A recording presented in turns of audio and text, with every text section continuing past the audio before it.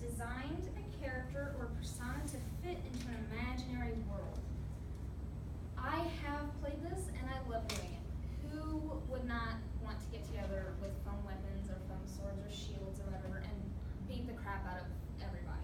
It's the funnest time ever. The three things I'm going to be talking about are your characters of who you can be, the weapons that is used, and the clothing that you wear. When you're making a character, there are two things that you always look for, and that is your race and your class.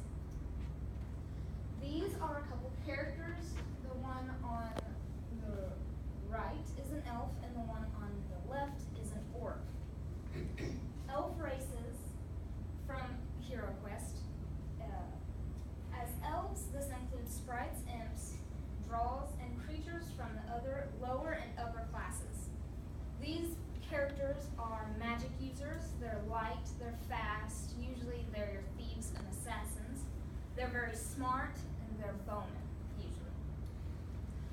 Your orcs, these are characters are not known for intelligence, so your orcs, they're not as smart, they're not as fast. They're usually the heavy weapons, they carry those. They usually run in groups because they can't do it by themselves. And they often speak in guttural voices. And when I tell you that these characters, they actually do this. When people LARP, they dress up as their character and they become that person. They are no longer themselves. My character name is Leo, and I am a gnome. So when I dress up and I go, my name is Leo, it's not Liberty. I'm a gnome, and that's my class. My class is a gnome, or my character is a gnome. They're usually slow, they run in groups, and they don't do a lot. These are your mages and your regular people. These are humans. And they have a wide range of outlooks, and they're most adaptable. They adapt to everything of all of the races. So, because humans are all different shapes and sizes, they can be slow, fast, and small. They can be big, carry heavy weapons, or they can carry light weapons. Those are the main characters that you play as, but the farther out you go, there are different ones, such as goblins and fairies. But depending on where you LARP, depends on what characters you can be. The ones here in Murfreesboro and Carbondale usually stick to the elf, orc, human. And then on to weapons. This on the right is a greatsword. It can be as long as you want it to be, but it can be as nice as you want it to be, but it's always two-handed. You have to hold two hands on a greatsword. This thing is a flail, the thing that you swing around and hit people in the cool movies with the big spike at the end. Well, everything has to be padded, so it can't look the greatest. That is a flail. And then you have your regular one-handed sword, which is what I use, or called a speed bat.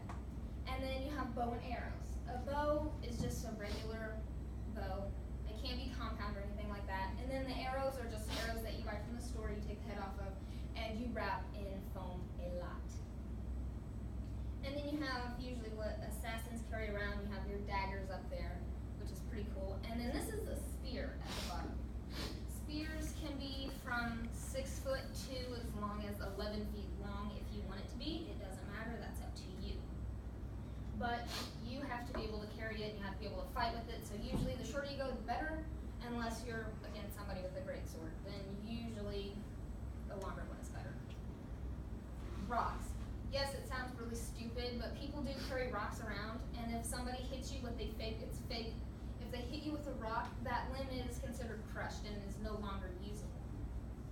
And then there's some people that go way out there, and they do a little bit more futuristic, and they use crossbows. And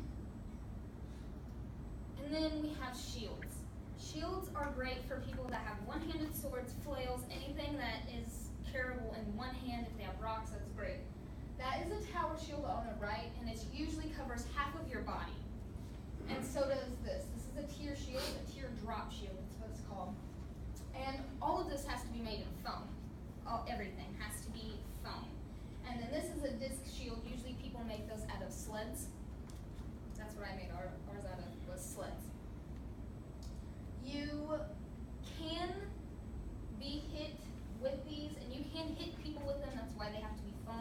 charge in and you can slam into somebody, knock them on the ground.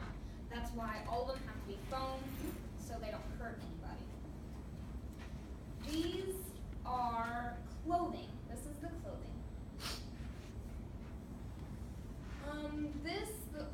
What the girl's wearing is considered leather armor. Usually most of the time when they wear leather armor, it's full head to toe body leather. This is actually cloth and leather. What the guy is wearing is considered cloth. That is what I wear with leather. I wear cloth and leather, which is kind of like what the girl is wearing. And then there are your metals and your head. That's metal, and then you have animal skin, which you'd be surprised at how much people wear animal skin instead of actual clothes or leather or anything like that. They actually do make all of their stuff. You can buy it, but most of the time the people that are really, really into it make their own metal armor or leather armor or skin armor, either one. And usually the orcs are the people that wear like the skins, they wear all the other stuff. When fighting in a battle, before you start, there are things that you have to go over for your weaponry, your clothes, and everything.